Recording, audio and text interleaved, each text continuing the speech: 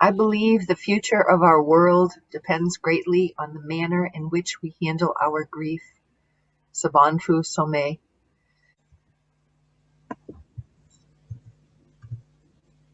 So welcome. We are into module 4. Module 4, our last module, week 13, Creating Avenues for Grieving, part 2. So why don't we start out by lighting a candle, creating a container for grief, or turning on a candle.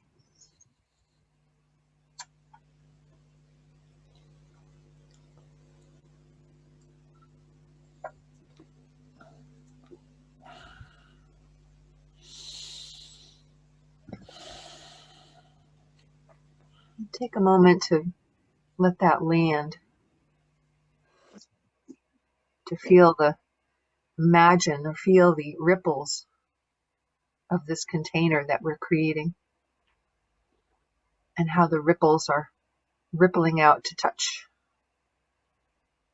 each other's candle light and creating a container for everyone, for everyone.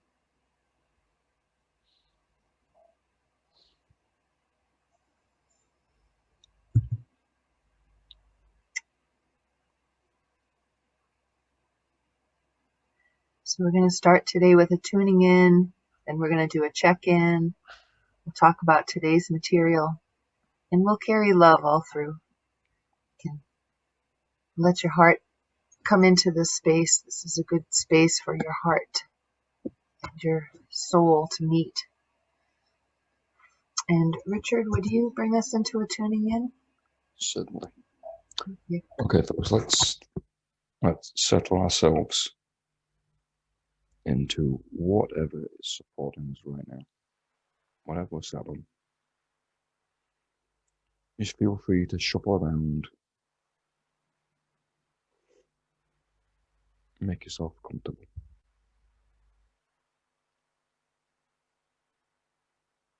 Close our eyes.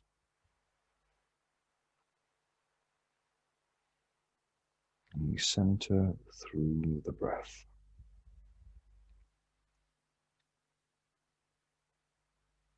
Always through the breath.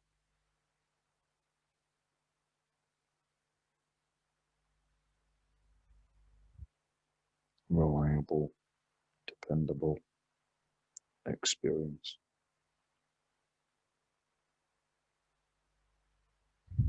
Not thoughts, not emotions. As they come and go like the wind.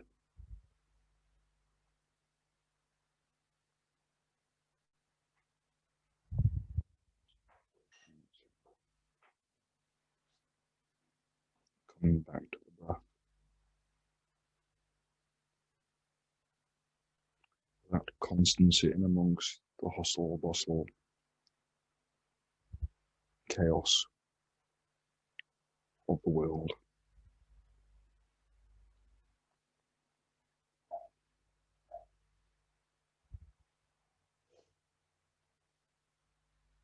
Yeah, just bringing ourselves back to experience, to reality. Not as we imagine or fantasize what is. So just coming back to that simple breath.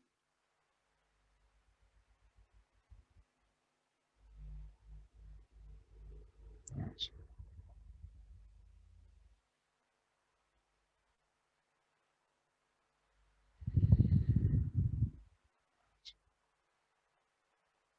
sitting with the breath, sitting with experience, sitting with our thoughts, allowing them to come and go. Any attendant emotions and images, allowing them to flow by like the water passing in a gentle stream. There's no need to grasp or cup our hands in the water.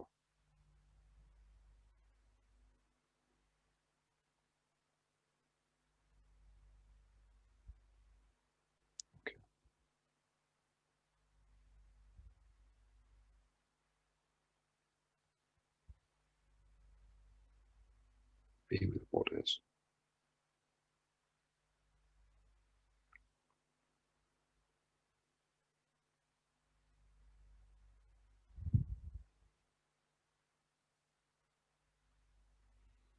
And as we continue to breathe together, that common shared experience, and to come bring your awareness back to now. And when you're ready, open your eyes.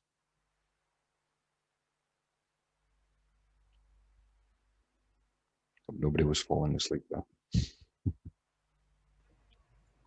Thank you, Richard.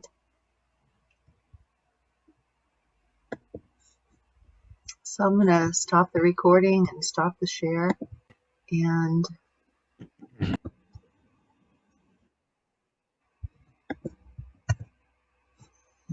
so, yeah, stand up, breathe, and stretch.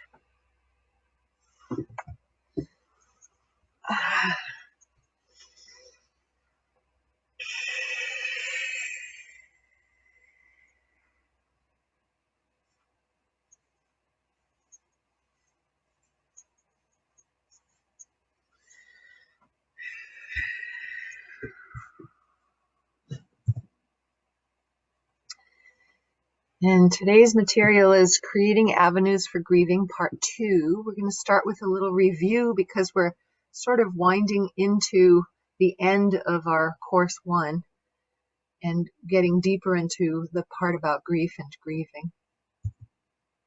So remember to take eye breaks maybe every 20 minutes. I'll try and remind us to look away from the screen or close your eyes for about 20 seconds or longer. So we started out talking about how stress fills up and we have to manage it by pouring it out every day, pour some stress out, empty the glass of stress as much as we can, and move towards systemic change. And how trauma is held in the body. It's in our tissues, it's in our DNA, it's carried. And how loss is universal, and there are many kinds of loss: small, large, one-off, cumulative, individual, communal. And each loss wants to be acknowledged, wants to be grieved. And we talked about the egg diagram, how we're doing this inner work, trying to figure out our own parts while we're connected with the outside, being a part of something larger than ourselves. And that the whole world has been going through a dark night of the soul, off and on, forever. But right now, we're really, this past year and a half, with the pandemic, we're really experiencing a different kind of dark night of the soul. And not just the pandemic, but the realization of racial inequality on a large scale that we didn't have before, I think, at least in the United States. And the realization that the environmental crisis is rippling in so many directions. There's so many things that we're realizing we're going through a dark night of the soul as a whole earth, whole planet. So trauma and grief are more than personal. We have collective trauma and we are collectively grieving. And just breathe, just breathe. Feel that in your body. Feel where you feel that land or come out, that trauma or that grief that is embedded. We're going to allow it and just breathe. Allow the breath to take it out. Use the container of grief to place it into and bring a fresh breath in. Every breath.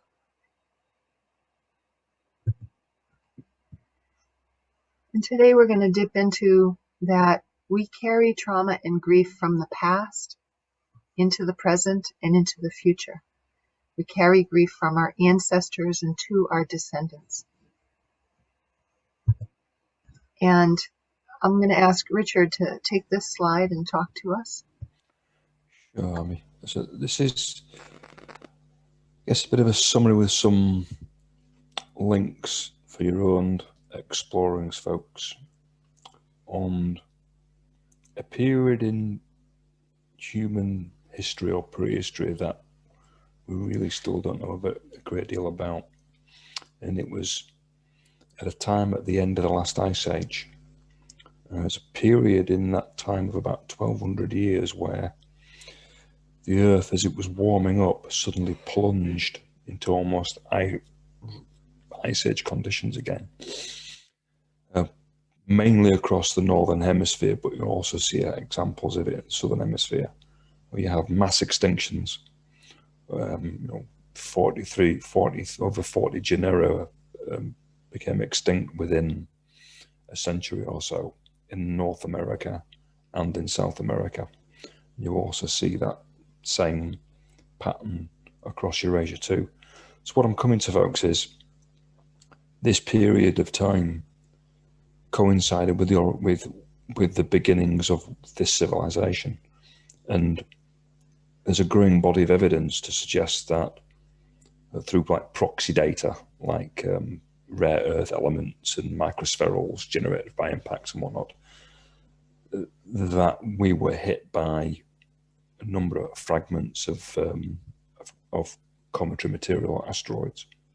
It's quite astonishing. This research really started kicking off in 2007 onwards, and there's been a growing body of evidence to support that in the scientific community.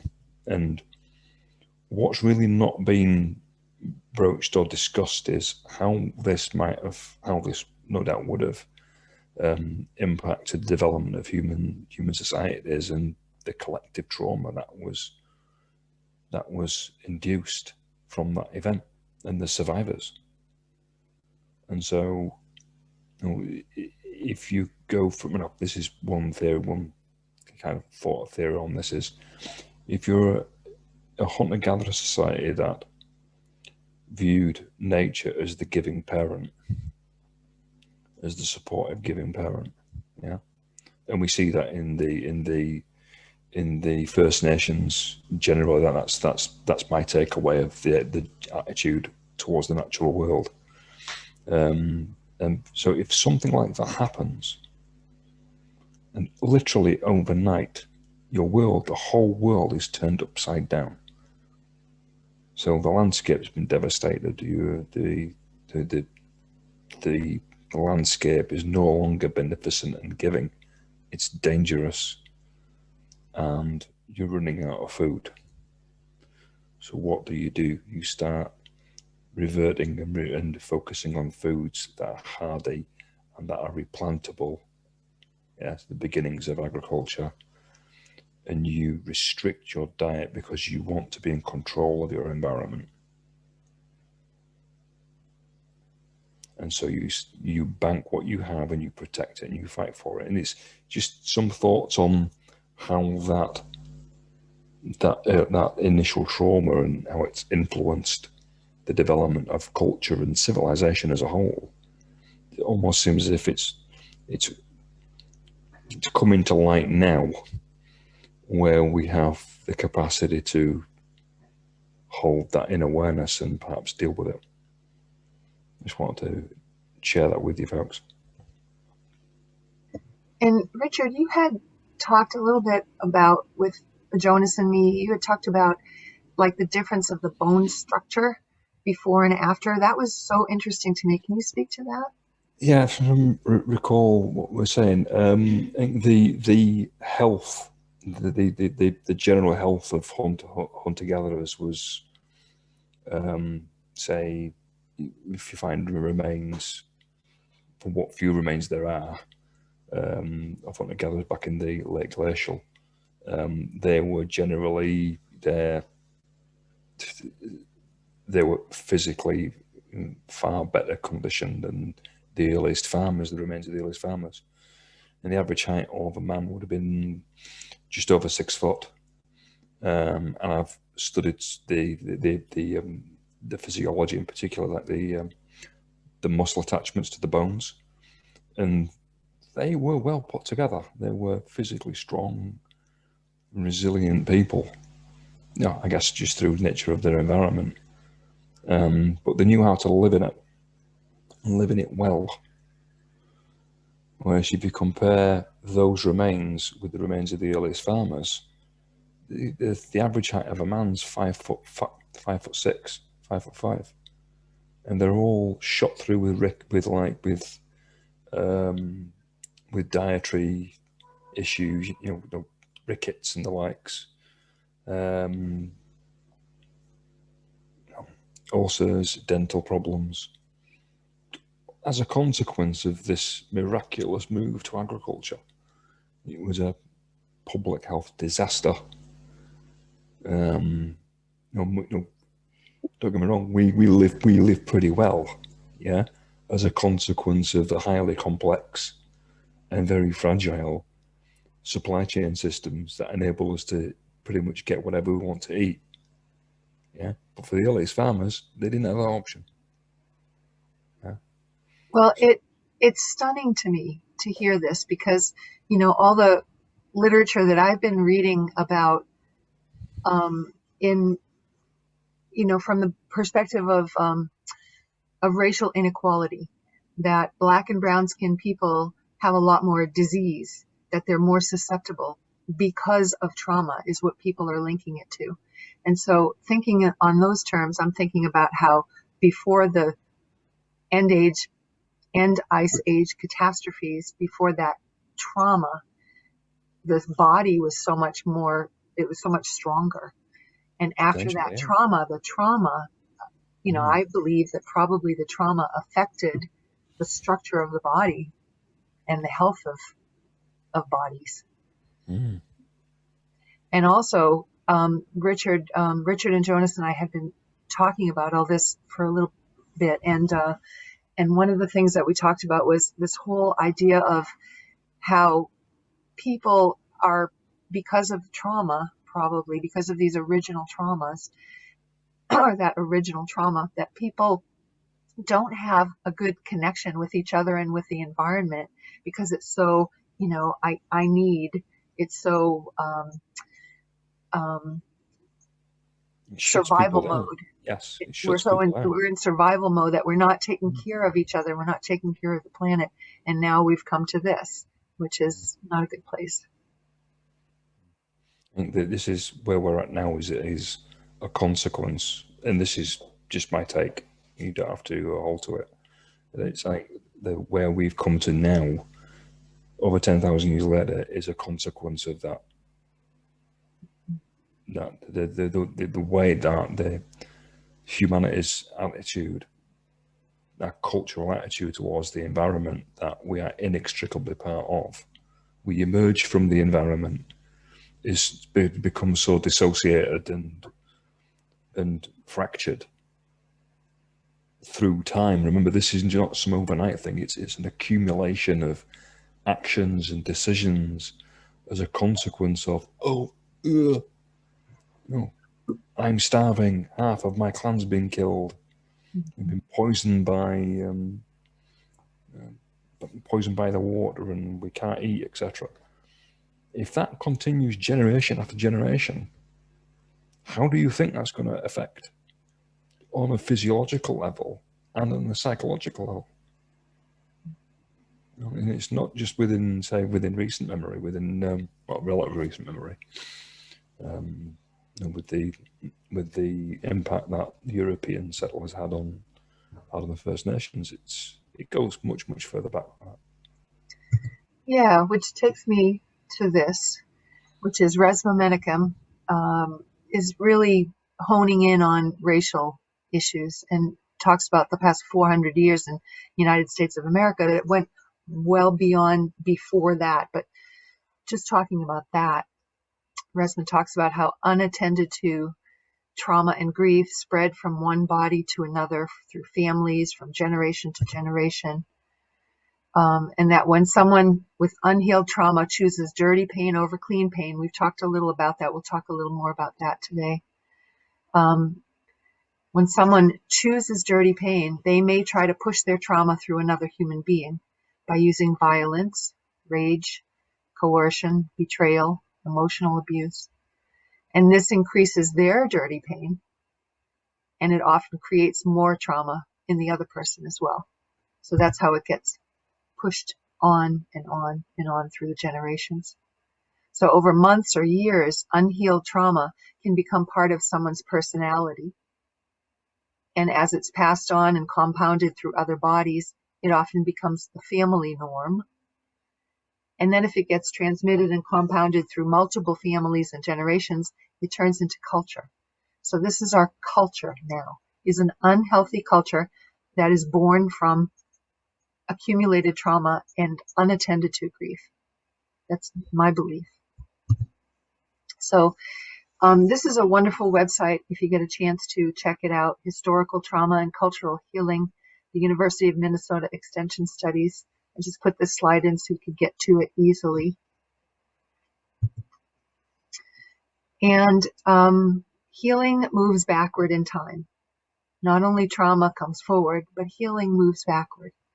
So when we heal a soul wound, we heal the people who came before us. We heal their presence in our life. We heal their presence in our memory. And we heal the expression of our DNA. And this opens more room for flow and compassion inside of us. We can complete an action that was attempted and thwarted by a traumatized ancestor. The trauma got stuck in their body and then passed down to us. We can also heal moving forward in time. So when we open more room for flow and compassion inside, we're healing the generations to come, because our healing means we don't pass on our trauma to our descendants. And when we complete an action that was attempted and thwarted by a traumatized ancestor, our efforts simultaneously heal our own trauma and release future generations from its grip. So close your eyes. Take a few deep, slow breaths.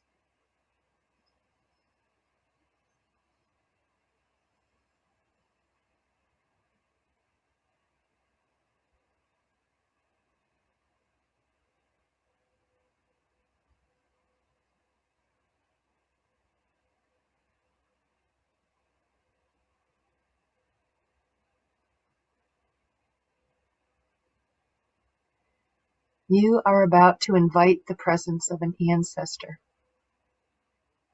You don't know who this will be. You also don't know how they will appear, as an image, a memory, a sensation in your body, an emotion, or a flow of energy. All you know is that this person lived at least 3 generations before you and died before you were born. They might be a great grandparent or an ancestor from the distant past. You do not get to choose who this person will be. They will choose you. Sit quietly, following your breathing, and invite this unknown presence into your presence.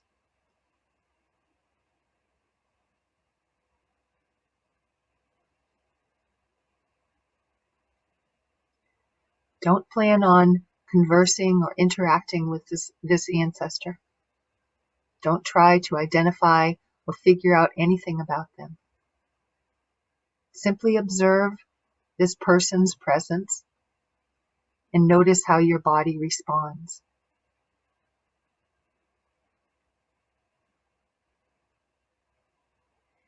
If your ancestor doesn't appear quickly, that's fine. Just continue sitting and breathing, and give the person time to make an appearance.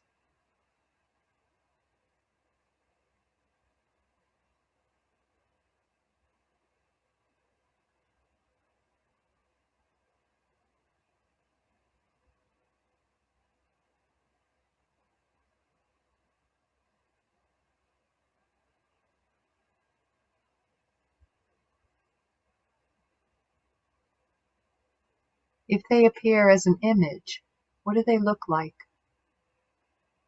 Do they have a gender? What age do they appear to be? What are they wearing? What expression is on their face?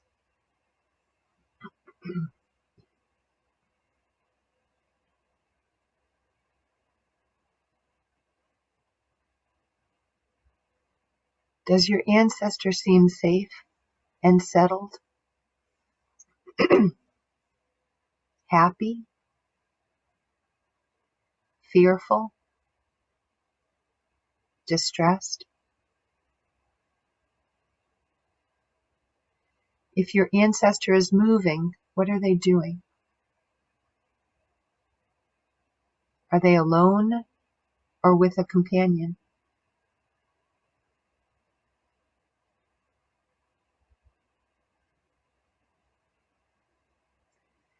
Whether your ancestor appears as an image or in some other form, how does your body experience their presence? Does it feel comforted, welcomed, loved, relaxed, wary, afraid, constricted? Does it want to move toward or away from your ancestor?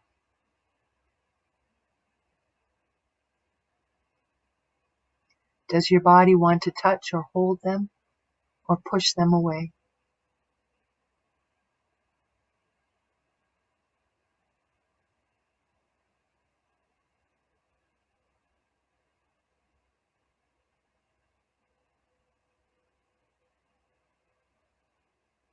When you're ready, thank your ancestor for visiting you. When you're ready, start to open your eyes, and as your eyes come into focus, look all around yourself, behind you, in front of you, above and below, and orient yourself to your space where you are.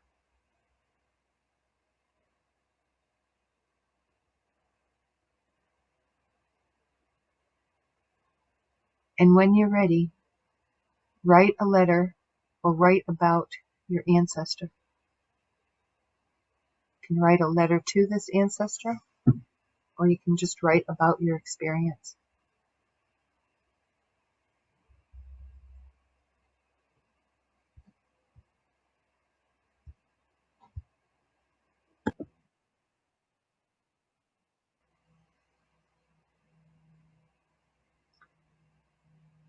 Okay, so you can come back to this writing. For now, I'm going to continue. So we've talked a little bit about how a traumatic experience is sometimes described as an attempted action that got thwarted and became stuck in the body. Completing the action that was thwarted releases the trauma energy that can then be used to metabolize the trauma. So we haven't really talked about what does that mean, metabolizing the trauma. Metabolizing the trauma is working through it. It's figuring out what the trauma is and what we need to do to heal it. Most actions can be completed either literally or symbolically. So if the trauma, say, if you can pinpoint a trauma to, say, sexual abuse, at the time that this happened, we were unable to push the person back and say, stop, or to have boundaries to understand where our boundaries got crossed.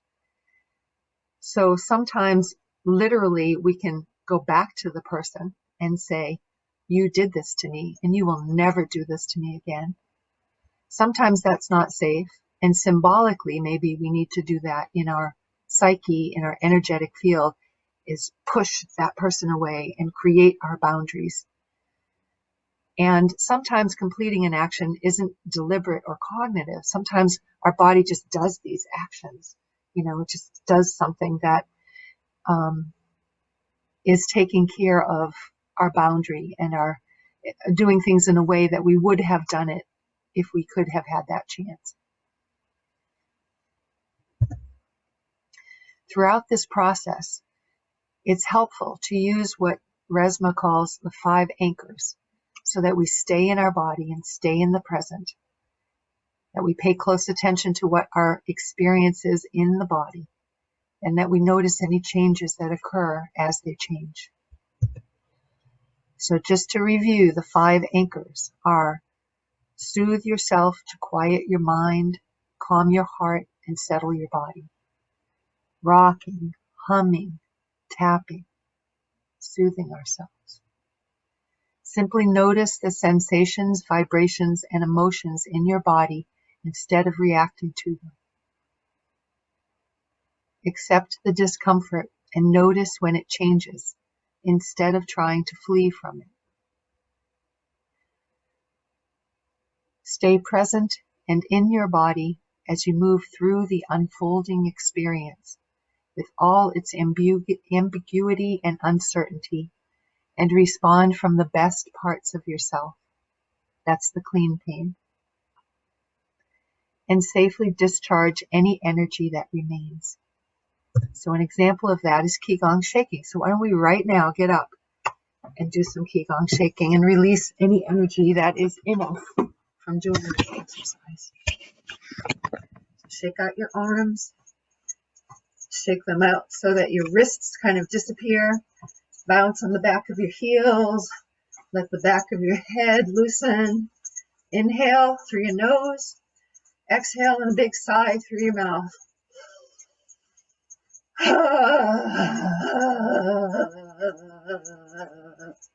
Open up your throat. Don't want to hurt your throat.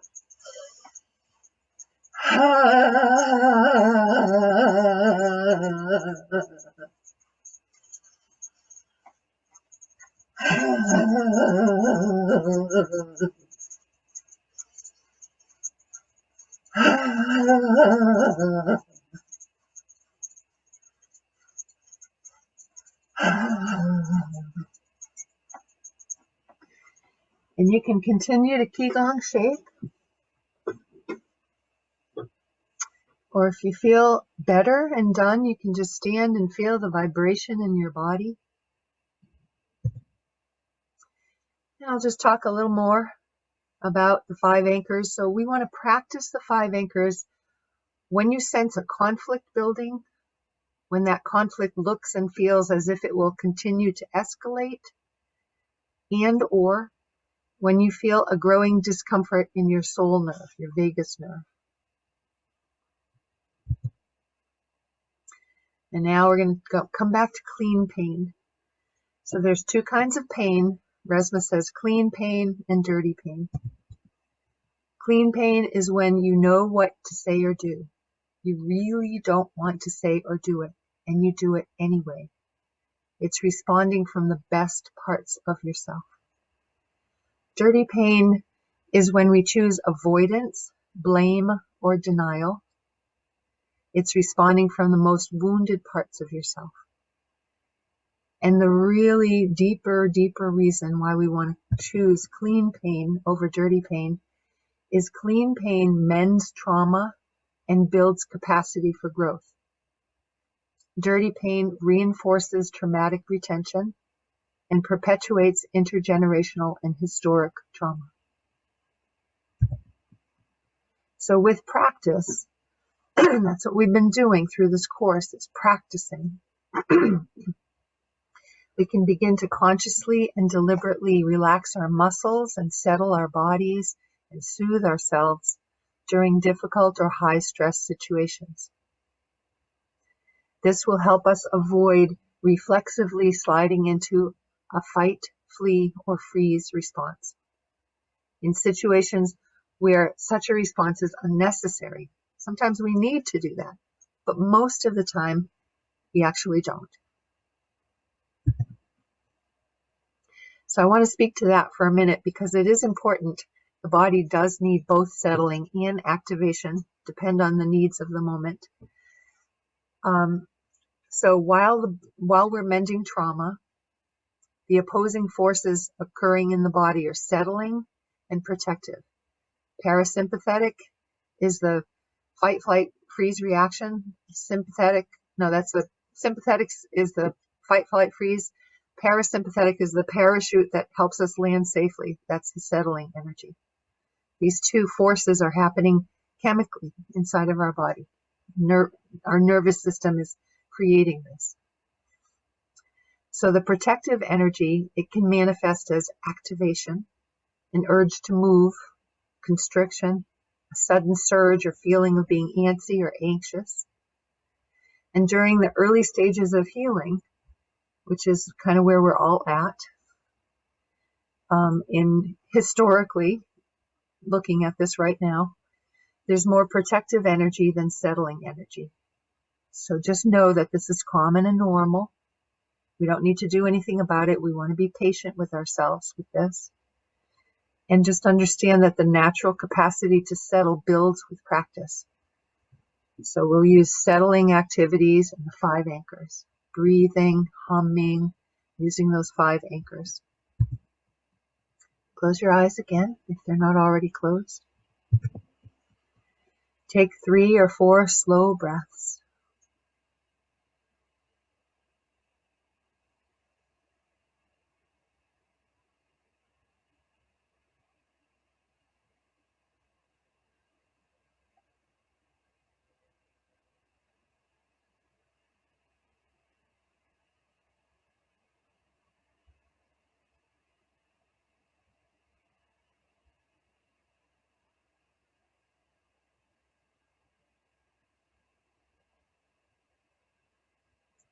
Imagine yourself in the center of a circle. Think of someone you know who is caring and supportive, and visualize this person walking slowly in your direction toward the circle.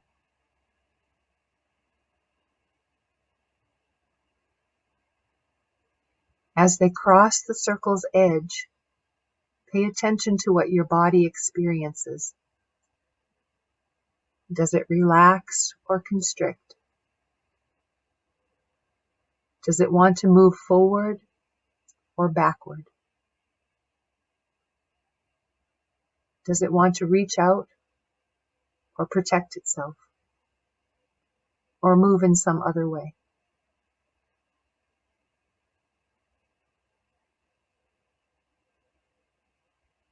Now clear your mind. Take 3 or 4 more slow, deep breaths. Come back to the breath.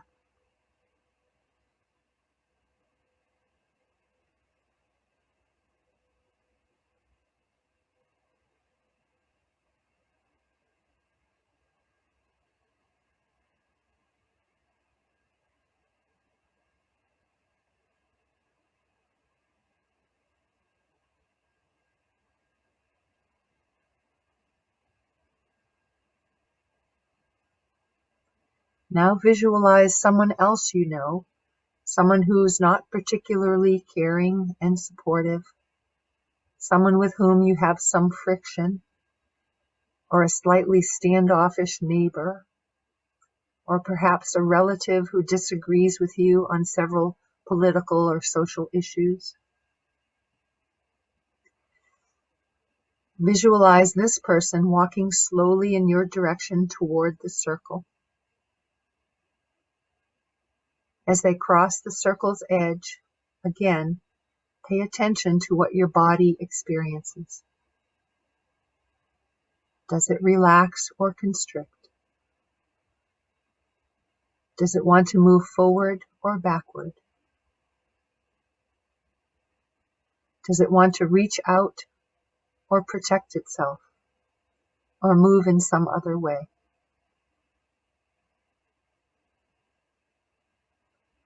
Notice what images, sensations, emotions, impulses, and thoughts arise in you. Don't do anything about those images. Simply take note of them.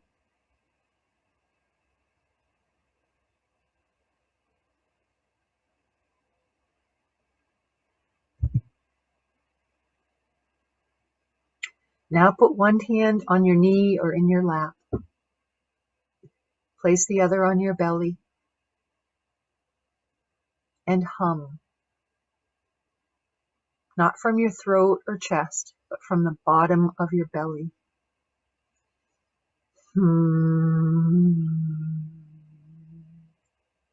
Hum strong and steady.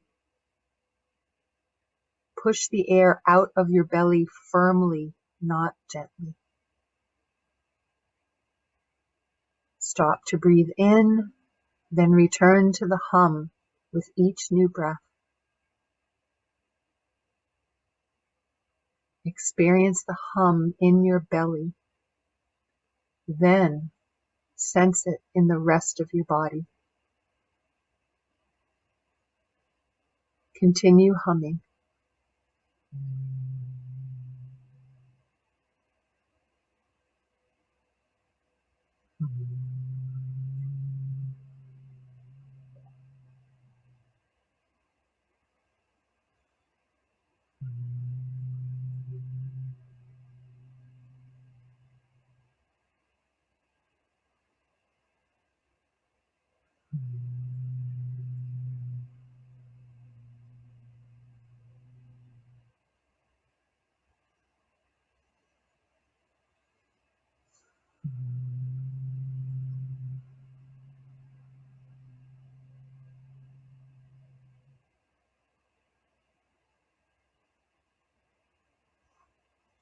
Now reach your arms upward and slowly and gently feel your body with your hands, starting from the top of your head.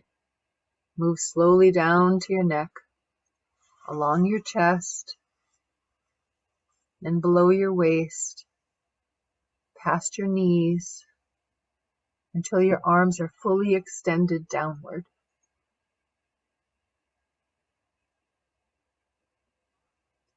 What do you notice?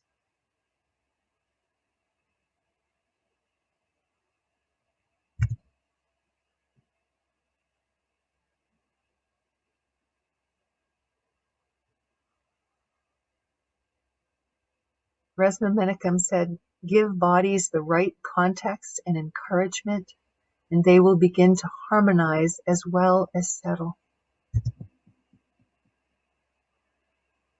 So we can practice this together. You can either cross your arms and stroke with your hands from shoulder to elbows. You can do a butterfly hug with alternate tapping. Rock your body or your head forward and back or side to side. And hum in any combination of these. And why don't we do this together with the Maasai people?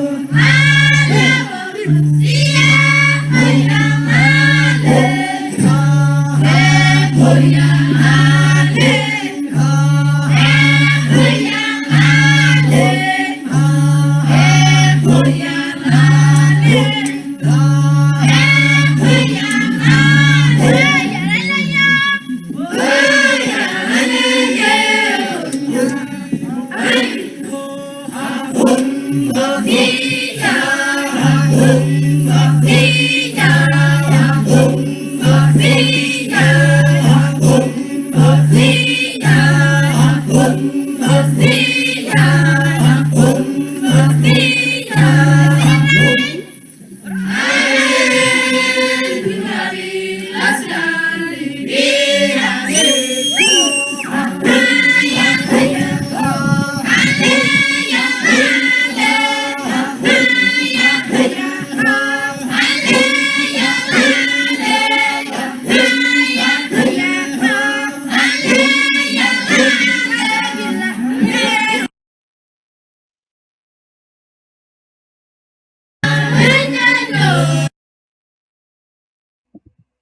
could keep going on and on.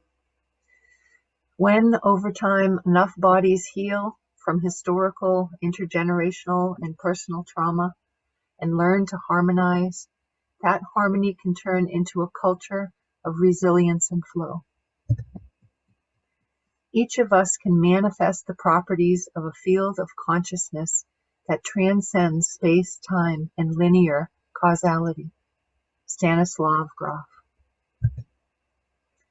So imagine right now, imagine a future. Imagine your descendants who are the wise ones, who have figured out how to deal with stress and trauma and grief in such a way that it is a different kind of future. What does that future look like? How are they dealing with stress, trauma, and grief? What is their life and time period like? Do they have advice to share? Can they suggest how we're doing, what our next first step could be?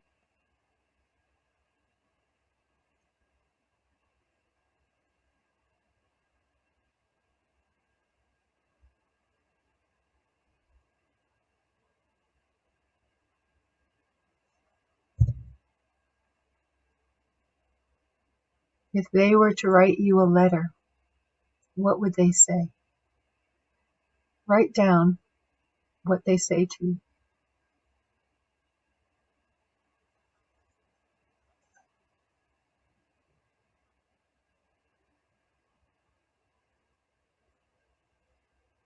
When you're ready.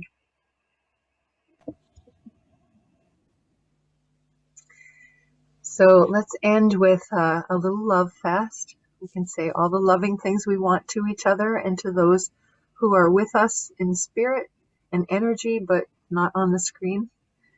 Ready, go. Awesome. This was Remy, wonderful to talk about some of the past and Remy, Love you, awesome. Remy. We love you. Remy, Love you, Love you. talk to Nancy. you this Ali, week. Love you, awesome. Jonas. Love you. Really cool. Love you, Jonas, Cash. Look forward love to you. talking Love some you, more Allie. Love you. this Love week you, and Allie, wherever you are. Ali. Hope you're Stay having a good safe. We love time. you. All right. Bye for now, everybody.